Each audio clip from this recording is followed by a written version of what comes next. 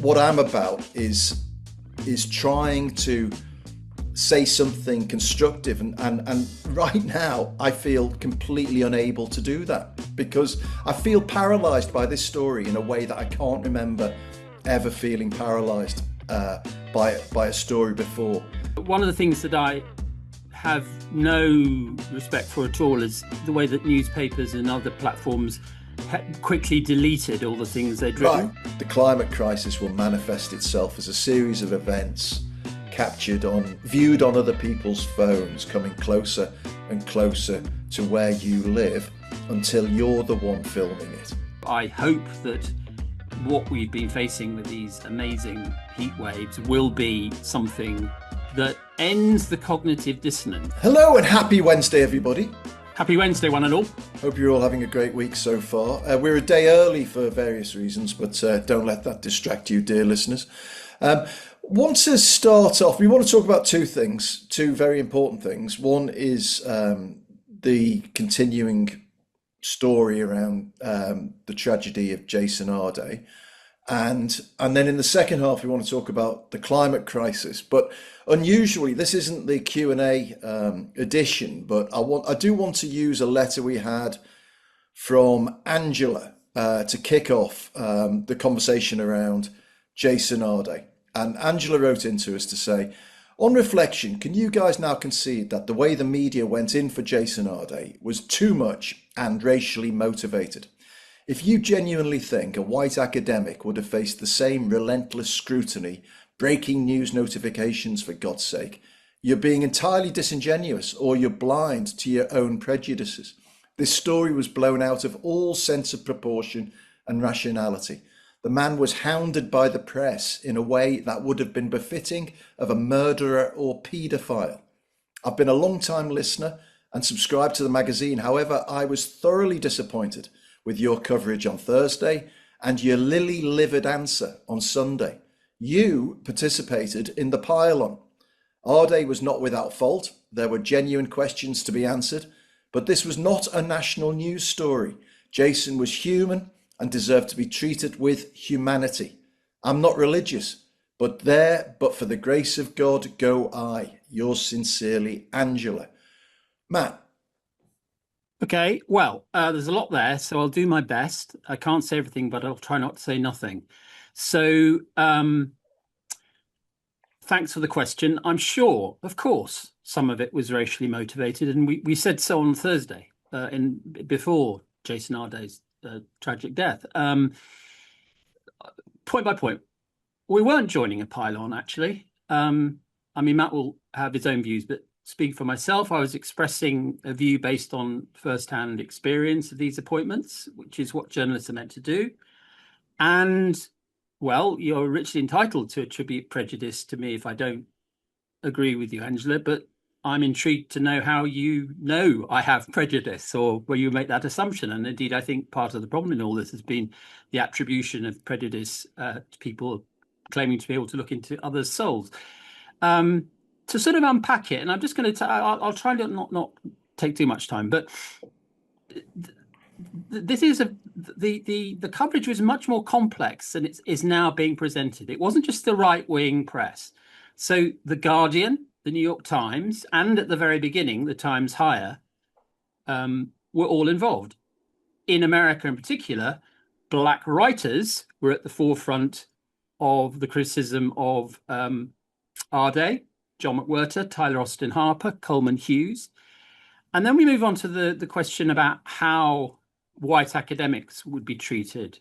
Well, the alternative case study that is being cited a lot, and reasonably so, is Dr. William O'Reilly, who was an associate professor in early modern history at Cambridge, was found to have done some plagiarism, didn't lose his job.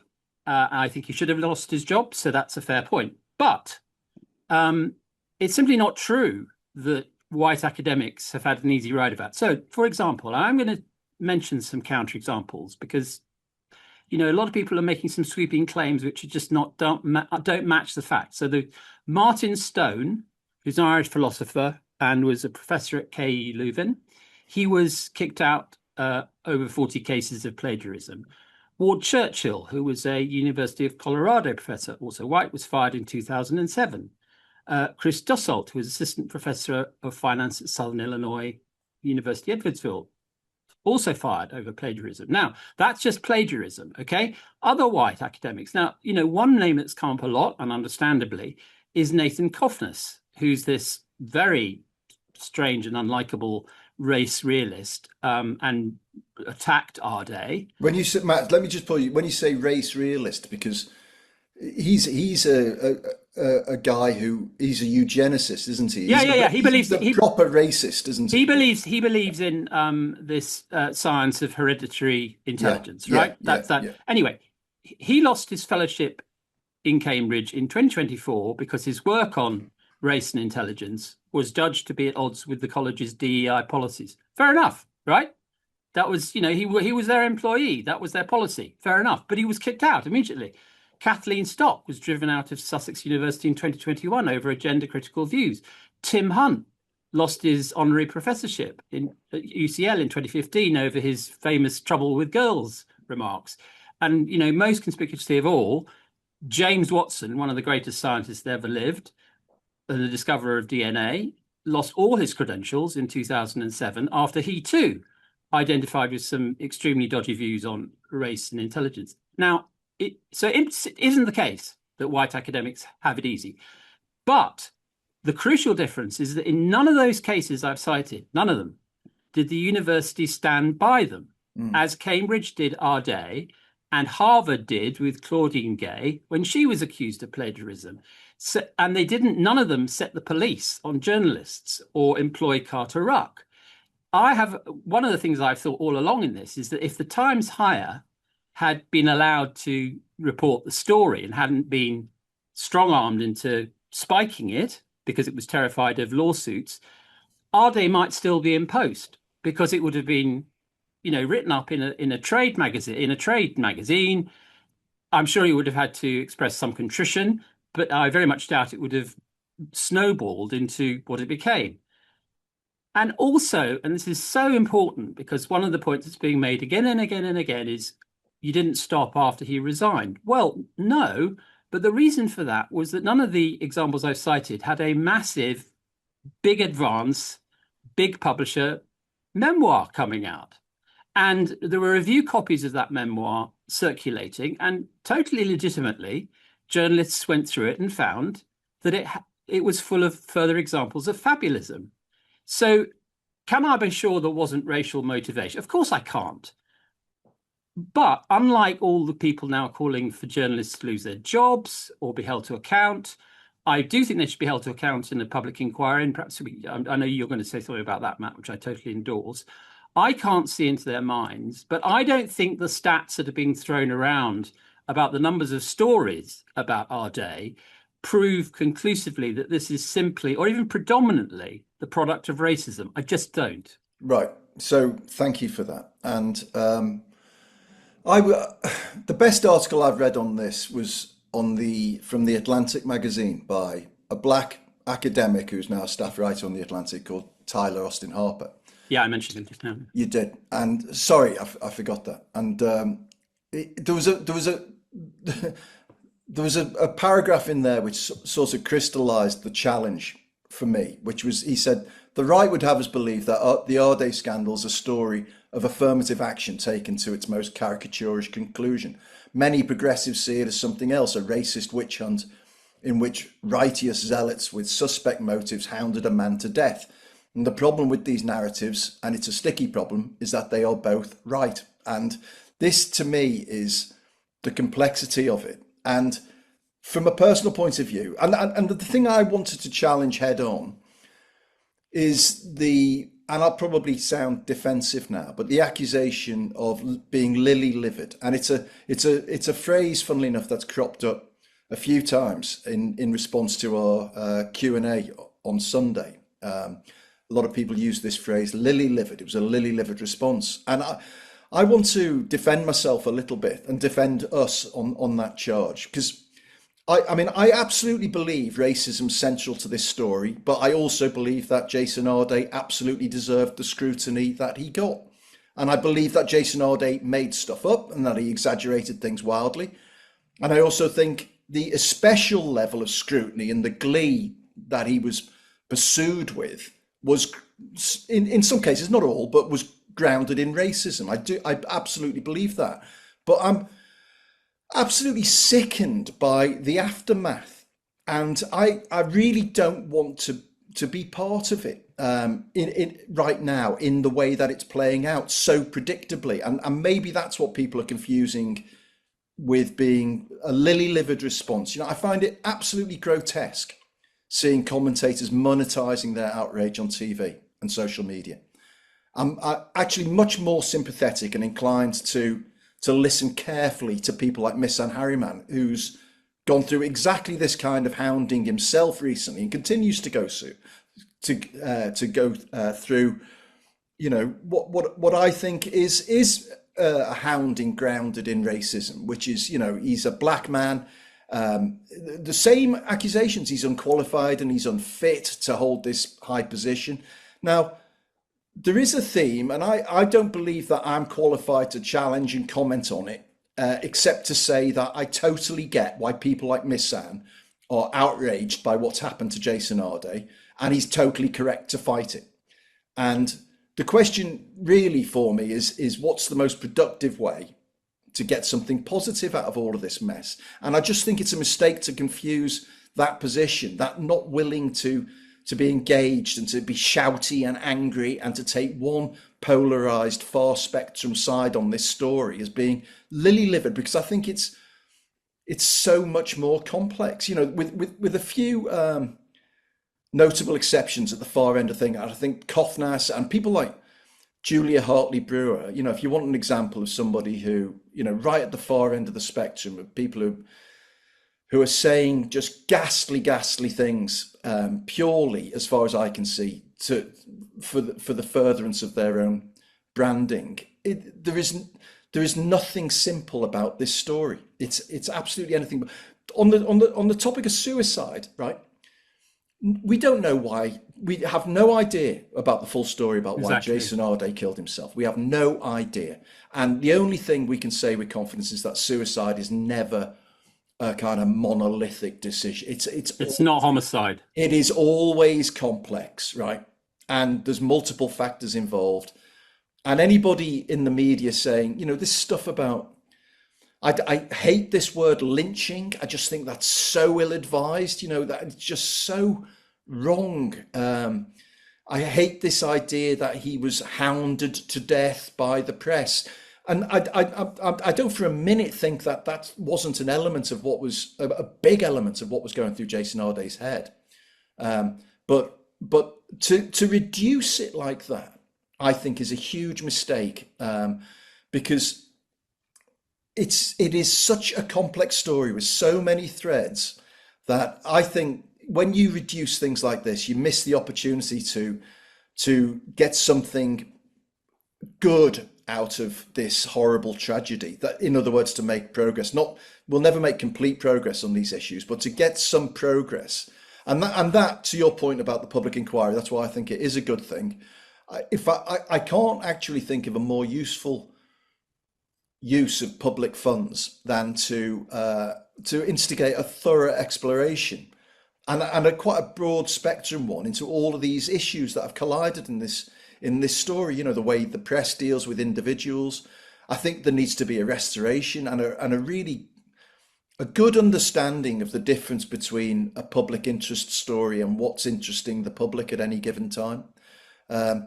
Due diligence in academia, so that merit is of paramount. I think the culpability of Cambridge University that you've outlined is absolutely part of this story. And people who say it's wholly the press are just missing the whole aspect of that story. And there is evidence of racism in our institution. Sundar Katwala's got this piece in the New World right now, pointing out that there's of 795 professors in Cambridge, 5 of them are black. So where's the black privilege in all of that? So what I would say, and maybe people can feel the sort of sense of despair in my voice, is that all of these things, if you put them together in a public inquiry where we can try and understand and reflect and um, improve, to my mind, that would be far preferable to what we're seeing right now. And if people want if they want to hear us yelling one side of the story with outrage, then that's not what I'm about, I'm afraid. And I know it's not what you're about, Matt. And what I'm about is trying to say something constructive. And right now, I feel completely unable to do that because I feel paralyzed by this story in a way that I can't remember ever feeling paralyzed by a story before. And I find the level, the heat in this story, both understandable and really unproductive, and in some quarters I find it utterly grotesque. If people want that, then you've got the Jeremy Vine show. But I'll hold my hands up and say this story is so complicated, so multifaceted, that I can't ever really recall feeling so depressed, at being unable to find a sort of a position on it. And that in itself, I think, is what's wrong. Everybody needing to find a position. And of course, remembering at the time of it, there was a very flawed but a very human person. And this is probably what's most depressing, is he was a political football in life and he's a political football in death. And I really don't want any part of that, to be honest. Yeah, I mean, the only thing I'd add is one of the things that I have no respect for at all is the way that newspapers and other platforms quickly deleted all the things they'd written. Right, terrible. Right. Yeah. Now, one of the things, but there's a flip side to that, which maybe listeners won't like as much. I don't know, but I'm not going to resile from anything I said before he died. Right. Right. And I have no time for this argument that, tragic as it is, appalling as it is that he's died, I should shift my position on what he did and the fabulism he carried out. And The Guardian mentions in its editorial on Tuesday that he had been in contact with them over the last year. I mean, this was news to me, but trying to push his side of the story preemptively. I know that what we're meant to do now is genuflect to, a new approved narrative. And I said what I said on Thursday. People might not like it, but that's what I think. Yeah. And I think that part of being a journalist is not yielding to the pylons come in many forms, right? And what I'm not going to do is just shift my position to something I don't actually believe because it's expedient to do so this week. Not going to happen. Yeah, I thought the deletion of Instagram posts and tweets that people had made, it betrayed a lack of confidence about where they were, and it also betrayed to me the thing that I find grotesque, which is that those Instagram posts had gone from being commercially valuable to being commercially threatening, and that's why they took them down. It wasn't because they didn't believe what they were saying or whatever. I mean, the suicide of Jason Arday is an absolute tragedy, but it is an absolute tragedy that didn't change any of the facts that led up to it. Precisely. Those facts, and I've now seen journalists on social media saying, you'll find out everything he said was true. You'll find out everything, all of the things that he was accused of lying about or exaggerating or conflating. That they were all lies, and everything he said was true. It'll all come out. And I just don't believe that to be the case. I think, any rational assessment of the situation would say that Jason, Matt, I'm really reluctant to sort of even go down here because we're now doing what I'm trying to not do, which is engaging in the speculation. But there are facts in this case, and the facts are that he did exaggerate stuff. He No, did I don't make think you stuff. are I don't think you are engaging in speculation. I mean, I And think that to the put all that to put all of that to one side, it does everybody discredit, and frankly, it sort of, if there's an opportunity to make things a bit better, then I'm pretty sure Jason Arde would want that, and uh, I I kind of feel this either devilification or deification on either side is really missing an opportunity to try and genuinely understand what happened here and to make some progress. I hope so. I mean, I'm not optimistic at the moment because the speed with which it has become weaponized is very depressing, and that's one reason why, from the start, really, Yeah. I thought that an inquiry was called for. I'd like it to include the media. I've got nothing to hide. And if there are mistakes that have been made, and I mean real mistakes, not just I don't like it. Yeah, I but mean, I mean, look, yeah. I mean, maybe this is where we differ. I don't know. I definitely believe that there is genuine racism at the heart of a No, I lot said, of I the started, coverage. You know. I said at the start that Yeah, there was some yeah, racism in it. yeah, My question, my point was that the assumption now, which is getting baked into at least one side of the argument, that it was all driven by racism is yeah, silly, yeah. you know, That's wrong. That's wrong.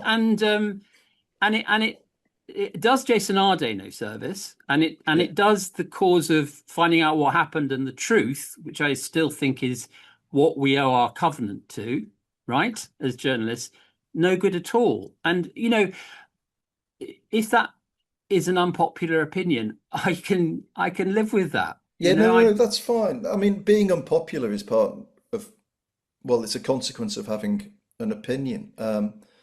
That isn't the point, is it? That's not why we do this. I mean, I think. yeah, but it has become. I think one of the problems with our job, and you know, we've been talking about this a lot. And this is not about us personally, but just about the job of journalism, is that because everything is now algorithmically driven, Mm, actually part of the job of journalists sort of is to follow yeah, the trend, is to follow the tribe, is to follow the yeah, herd. And I think that's a tension yeah, which is existed long before the Jason Arde story, and I'm sure will exist long after, yeah, and it isn't really addressed. And I yeah. think there's the part of the, you know, people say, why are we so polarized? Well, look at the phone in your hand for an answer. Yeah, yeah. No, I think that's absolutely true. I mean, Will Self wrote a sit rep thing, which, I mean, as we had a discussion. He does these things called sit rep, and well, I mean, he's calling for journalists to be prosecuted and stuff like Yeah, this. I mean, it seems nuts because, well, one, even if you thought that that was deserving, there's what would you prosecute? There's nothing on the statute books that you could prosecute for them. And it also, I mean, as you said, Matt, in our conversation, that is a very authoritarian and very bleak response to annihilate the concept of a free press. But he did say, and he sort of described how this happens, and I think it's worth quoting because I thought it was very good. I'd love to know what you feel about it. But he said, the world, this is the ecosystem. It's one in which the newspaper publishes, social media responds, the newspaper measures the response, the measured response becomes an input into the next editorial decision, another article's commissioned, the grid responds again, the response becomes larger because the story becomes larger, the story becomes larger because the response becomes larger. Throughout all of this, no editor needs to command the process. No conspiracy is necessary. Everybody is simply responding to everybody else. And I thought that was a very good summary yes. of the whirlwind. Yes, that section of his piece, which was as ever with Will, you know, rhetorically formidable. I mean, it was, you know, all his writing, whether you agree with it or not, is super impressive. I Mm. thought that was brilliant. Where I parted company with him sharply was basically him saying, "I don't like your witch hunt. Here's mine." Right, right, yeah, You yeah, know, the answer to this is not. I mean, naming journalists, by the way, yeah, fine. You Yeah. know, that's you know, if you write for if you do anything in the public space, writing wise, you know, you're fair game. You can be, you know, you can take issue however you like. But the idea that the people he lists should be prosecuted is I mean, it is, as you say, daft, but it's part of the intemperate quality to what's happening now, which is the art all is that Jason Arday's death has suddenly made it all so simple, Yes, right? that's what I'm railing against. No, Yes. I Yeah. think you're absolutely right, Matt. And therefore the answer to a simple thing is to do something drastic and, you know, a Maoist struggle session, right? Right. Right. How that leads to a better media environment, I don't know. How that leads to a better academic environment, I don't know. But in a way, that my problem with what Will wrote was that it seemed to me to be guilty of precisely the dopamine bash hitting that it was criticizing. You know, Mm. he was in himself going for the feels. He was in his very intellectual way trying to make one side of the argument feel absolutely vindicated. Look, I've got Will Self on my side. Look at these long words. You know, Mm. I didn't like that aspect of it. But you know, I'm very open to what people have to say about this, and that's why I think that it should be done in a formal way rather than, you know. By the way, if the vigils people are having, absolutely right that they should. You know, Yeah. the debate, fine, Yeah. but I think there should be some sort of formal process. You know, that's pretty much where I land. One of the thing that I thought was extraordinary to note was that in amongst all of this, Missan Harriman, who, you know, I think is totally sincere and good guy and got plenty to be angry about. The Times are still placing paid adverts on social Yeah. media targeting him as unfit to lead the South Bank Centre. They're still doing it. And so when, you know, from that perspective, when you see that, then I don't know what more evidence you need if you're in that position to say, for fuck's sake, you know, it's obvious what's happening. And but nevertheless, you know, do you it's Will's response is, as you rightly say, at the far end of a spectrum where he's calling for a remedy that is actually, I don't actually believe that he believes that that's a good remedy, what he's talking about, because he's effectively talking about the prosecution of a free press. I don't Yes. actually believe that he believes that, I but think a lot of people do. I'm sorry, but I yeah, do. I think that unfortunately one of the things that this reveals, and this brings back memories of 2020, is that censorship is okay when it's in the cause of something you believe in. right, And of course, that is the most basic error that people make. yeah, It only, you know, a free press is only worth having yeah, if you stand up for it when it's saying things that you don't like. And maybe yeah. that's an old-fashioned view, but I'm old-fashioned on that. Yeah, no. I don't think that is. I don't think that. I think that's probably quite a progressive modern view these days. I mean, I saw, Oh, I don't know. you I know, think most progressives, and I mean, most progressives, I think that cancellation is fine when it's cancelling things they yeah, don't like. yeah. There's so much hypocrisy around now that, I mean, that it's almost Yes, you're right. it's It's a become the hypocrisy fest. norm. You know, I mean, to take one example, there was quite. I don't want to get into naming people, but there was No, no, no, sure. somebody who had previously, a few weeks ago, gloried in the death of Anne Widdecombe and said, Yes, here she is on a way to on hell. her way to hell, saying about the death of Jason Arday, I hope all the racists who drove him to his death are, you know, happy now and all of this business. You know, I mean, you just can't have it both ways. Oh, yes, you can. Well, yeah, you shouldn't be able to. They do. I mean, that's where we are too. You know, there are lots of things here, and Yeah, people having it both ways is actually now yeah, precisely what people do.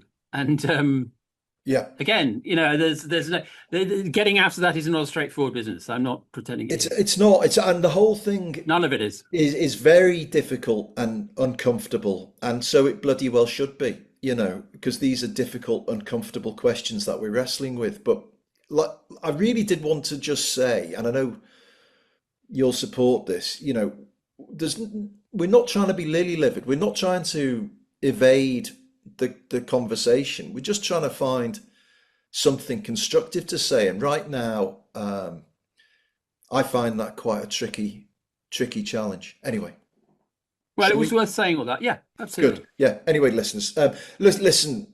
Thanks for the question, Angela. Like I That said, Angela, thank you for the question, and I we appreciate it. totally appreciate your point of view.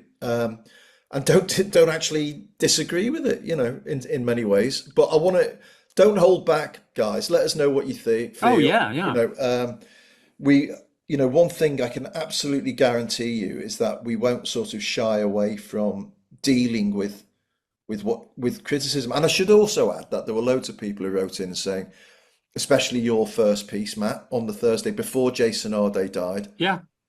Thank you for putting that into context and making me aware of what the issue really is. And you know, And others didn't, which is fine too. yeah, that's right. Okay, right. We'll be back We'll be back. with another cheerful conversation Pl- about the planet, but climate this is a crisis. planetary one. This one. Join us in a moment, folks. Welcome back, dear listeners. I hope you're having a good We're week. back. Matt, it rained overnight in London, which was the I first know. time it's rained for about But what's 60 going days. on? Incredible. And our cover this week So good, so good. on the magazine, it was sort of inspired or borrowed by something I saw on Instagram, which was that astonishing photograph of the people in sitting on a sort of lakeside in deck chairs with a parasol above them, with their phones out, videoing this inferno in a pine forest Yeah. across the other side of the lake in near Bordeaux, where there've been horrific fires, and obviously there've been horrific fires in France and Spain, and also here in the UK, in the Cairngorms and elsewhere, although not perhaps as bad as, well, definitely not as bad as they've been in Spain and France this year, but the sense that it's coming, and this is so there was that amazing photo, but the reason I really wanted to do this on the front cover was the amazing quote that was that accompanied the photograph I saw, and it said,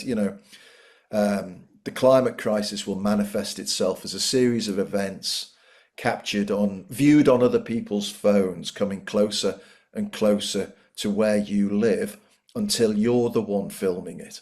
And I just Yes, thought, that was a brilliant quote. and I just thought this is the year that I think, and I might be wrong, I think for a lot of people, because the weather, certainly in England, I know it's been pissing down almost non-stop in Scotland, but certainly in England, the weather's been so extreme that this is the year I think people have really gone, shit, climate, this is real now. And the chickens are coming home to roost. I hope so. I mean, the first thing to say is that the very powerful cover is pegged to a brilliant piece by Paul Mason, Yes. which is online now, so people can go and read it. It's a must read. And Paul, as he always does, deals with the absolute sort of heft of the issue: food insecurity, threats to water infrastructure, the failure after COVID to deal with the resilience. All he really I mean, it's a very powerful piece, but he also gets into the weeds of what's going wrong. And so, it's a classic piece of Paul Mason journalism, really Yeah. excellent. I mean, my feeling is, I so agree with you. I hope that what we've been facing with these amazing heat waves will be something that ends the cognitive dissonance, because, I never cease to be amazed by that figure in David Wallace Wells's book, The Uninhabitable Earth, which was that more than half of the carbon released in the history of humanity has happened since the science became settled. Right. So Yeah. we knew that what we were doing, but we carried on. Yeah. So I think this is why the quote on the cover of the New World is right, which is, how do you actually get to the point where people go, actually, this is not just people in seminars or at COP talking about abstractions. This is bus drivers fainting in their cabins and nurses, falling down on duty in hospitals because they can't bear 44-degree heat. And, this is happening now. Yeah.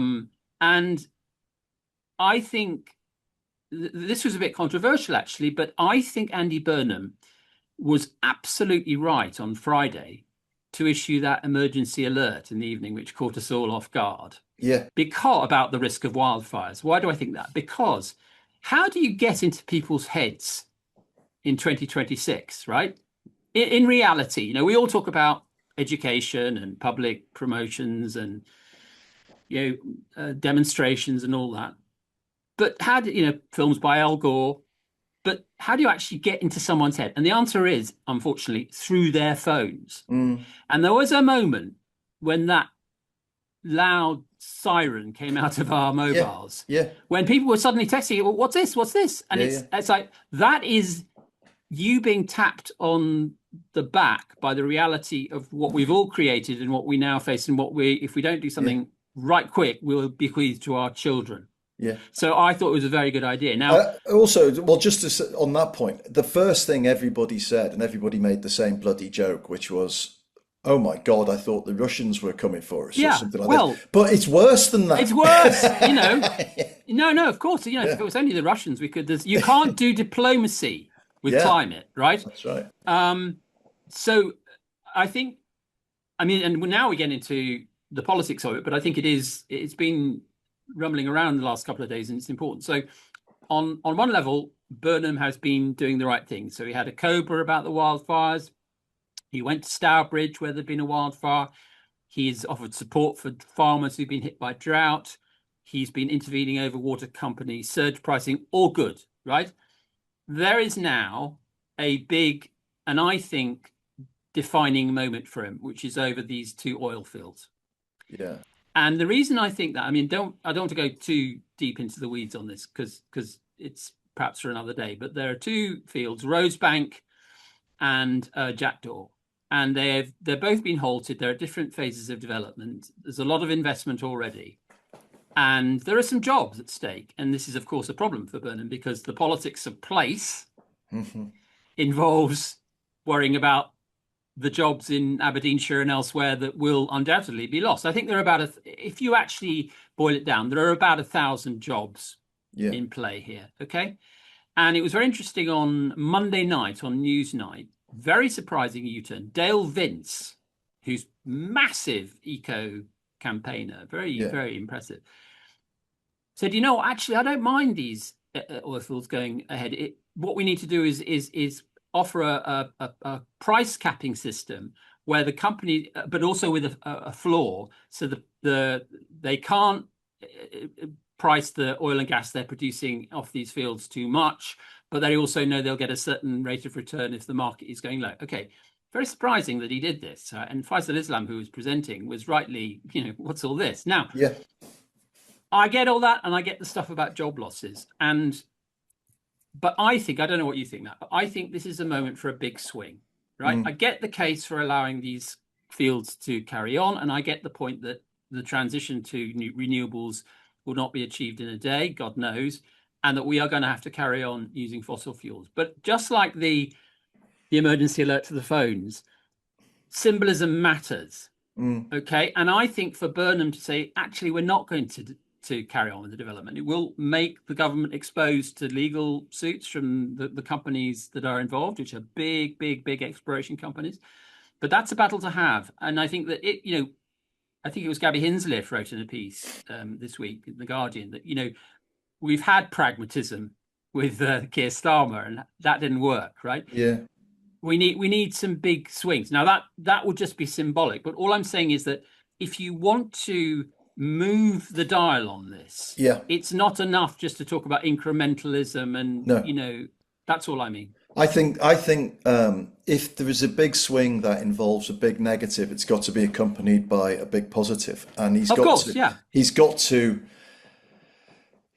say, I drove up the M40 the other day on Sunday for my mother's 85th birthday. Happy birthday, Mum. Happy birthday to her. And was, pleased and amazed and a bit dazzled by the huge array of solar powered Yeah, fields covered in solar panels, lining this motorway. And I thought, and I've said it before, at some point in the future, every major road in this country with fields either side of it will yeah, have, they'll be covered in solar panels, and we'll and get, rightly so. and rightly so, and we'll get, a new position on nuclear and all, and we must do this now. There cannot be any sense anymore of dithering. We're way past moment zero, and I think we've got to just completely commit to, in a way that really it still feels to me at a government level that this is a question, Yeah, and and we're planning we've seen John Kampfner's book is an excellent testimony to other countries that are way ahead of us in yes, dealing with this and need to crack on.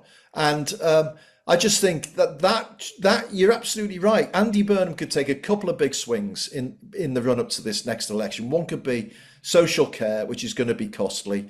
One could be energy sustainability, and that will initially be costly, but as any businessman knows, the investment will soon recoup over a period of time. Social care, it's hard to see how you get that to be profitable, but certainly energy. You go back to the Derek Thompson, the Ezra Klein book we bang on about abundance. abundance. Yeah, It's the whole premise is that at some point in the future, energy actually becomes free for yes, people. no, It absolutely. becomes And free, and then we can start thriving again.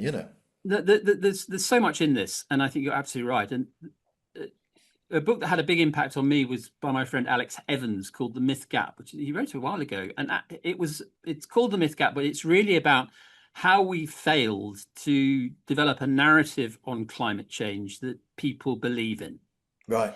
And I think in a way nature has done it for us, hasn't it? By Yeah. Yeah. these heat waves are the last, but it is last chance flu stuff. And I think one of the things that people don't quite understand, and certainly the by the way, as a side point to this, the role of Reform and Farage in this is, people are very well aware of Trump and climate hoax and all that, but in the whole campaign against net zero, and we've written about this in the New European and now the New World, he Yeah. set up a ginger campaign. I think it was called Britain for Business or something back in 2022 to try and fight net zero and have a referendum on net zero.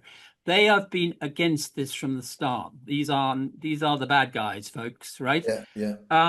But one of the things that is, there's a kind of pseudoscience that it'll go back to normal. No, this is what we have now. This is the best it gets, right? Yeah. Yeah. This is your coolest summer from now on, Yeah. guys, And right? we have, and the winter, the winters are going to become more and more extreme and Exactly. devastating. So even if we take, as we should, radical, fast, intergenerational action today, Yeah. we're going to have this for the rest of our lives. Okay. Yeah. So and the alternative to that is, if we don't, next summer, the summer after that will be hotter and hotter. Yeah. And I think that, I'm not in favor of alarmism normally. Okay. And it was why I didn't ever come out fully against Extinction Rebellion and Just Stop Oil, because it wasn't virtue signaling. It was generational desperation signaling. Well, It there's was nothing wrong with an alarm if your house is on fire. 100%. know? And it was the young saying, what do we have to do Yeah, I know. to make you guys realize? And I think that point, whatever you think about their tactics and their strategy and so on, that point was extremely well made. Mate, And I have got no doubt that my grandchildren and their children will look back at our generation with specifically complete contempt. as they'll look at us as criminals. Criminals, you're right, Matt. I mean, this will be, everyone looks back at the appeasers of the 1930s Yeah. as a wicked cohort, right? Yeah, yeah. If we're not careful and time is running out, Yeah. Generation X will be remembered as the appeasers of, various interest groups, mainly big corporations, because treasuries around the world want the revenue from oil, and trade unions want the jobs. Yeah. we didn't do what was necessary when it was necessary, and now we're in the last chance saloon. And I think Burnham, after all, Burnham, when he was campaigning for the job, advertised himself as the last chance for Labour. But now he's prime minister, he has to be doing last chance stuff for the country Yeah, that's right. and the That's world, and this absolutely is right. one of them. Meanwhile, we get people in the Daily Telegraph and the Daily Mail still saying there's nothing to worry about. In fact, isn't it great? It's just like France with village cricket. Unbelievable. I mean, it really is. Unbelievable. It really is. I mean, it's right at the far end of willful ignorance, I think, to be saying stuff like Willful that. blindness. I So mean, dangerous. that to me is real wickedness. Yeah, Okay. yeah, I'm ashamed of that because I worked for 10 years at the Telegraph Group, and it's appalling to me. yeah. It really is. Right. Okay. Well, this was a cheerful podcast. Hey, listen, come here for the laughs, folks. Anyway, I hope you guys found the conversation interesting. We'll be Next back. week, actuarial figures from the two Mats. Yeah. We will be back on Sunday with our Q&A. So fire in your questions. It's going to be a lot of laughs. It's going to be an absolute laugh It's going to be fest. Can promise you. fantastic, great beat. But if you want to subscribe to a place that does try to deal with all of these issues with some thought and care and without being, boring and totally policy driven, there's some passion and heat in there too, then subscribe to The New World. Go to thenewworld.co.uk/2Mats. That's the number 2, MATTS. And there's a special offer for new subscribers from the 2Mats podcast. So do that, please. Send in your questions, please, to 2Mats@tnepublishing.com. That's the number 2, MATTS, at tnepublishing.com. And it just remains for me to thank the third Matt, Thanks, Matt. Matt Withers, for producing the show. Thank you, mate. Until Sunday, It's goodbye from me. it's goodbye from him. Goodbye.